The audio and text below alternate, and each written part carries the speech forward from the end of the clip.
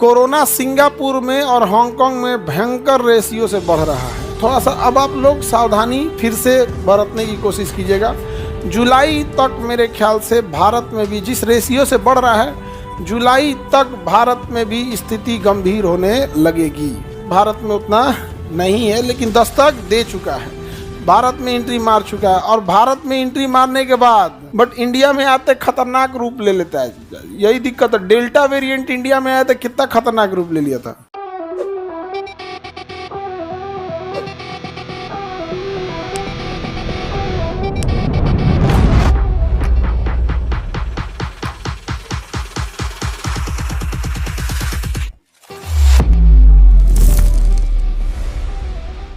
भेदी किरणों को नहीं देख सकते, हम कोरोना को देख सकते हैं।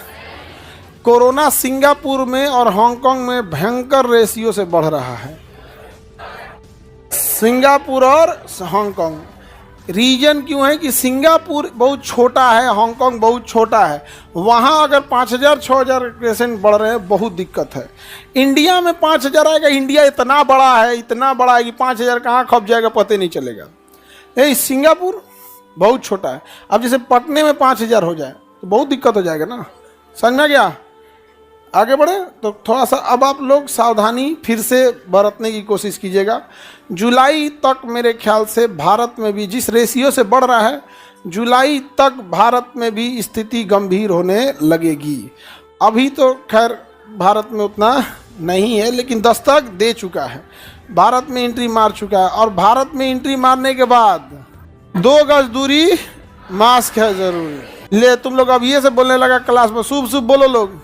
क्लासेस तो आपके देखिए जिस रेशियो से बढ़ रहा है ना, ये हांगकांग और सिंगापुर वाला बढ़ रहा है। वो इंडिया आते आते म्यूटेट होकर कोई दूसरा रूप ले लेता है, बट इंडिया में आते खतरनाक रूप ले लेता है।